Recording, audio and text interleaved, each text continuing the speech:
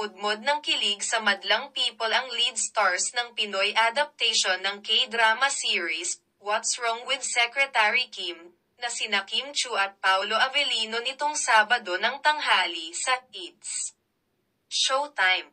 Mula opening number, ramdam na ramdam ang chemistry ni Chu at Avellino na napansin ng audience at pati na rin ng mga host ng It's Showtime.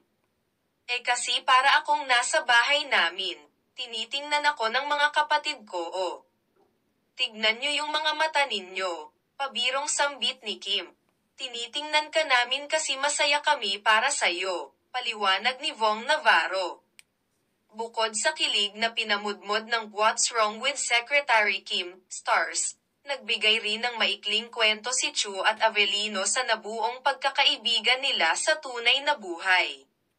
Okay naman. Parang halos 1 year na diretso kong katrabaho si Kim kaya masasabi ko lang na nakikilala ko siya habang patagal ng patagal, ani aktor. From Linlang, diniretso namin sa What's Wrong with Secretary Kim, masaya naman akong kasama si Paolo katrabaho and sobra siyang dedicated sa trabaho kaya nahahawa na rin ako, ani aktres.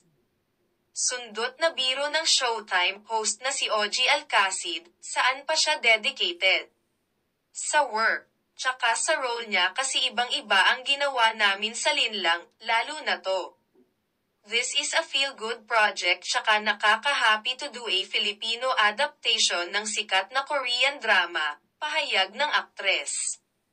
Bukod sa lead stars ng What's Wrong with Secretary Kim, nagbigay suporta rin sa madlang audience ang direktor ng upcoming VIU series na si Chadwick Ains. Simula ngayong March 18, mapapanood na sa VIU ang Filipino adaptation ng hit K-drama series, What's Wrong with Secretary Kim.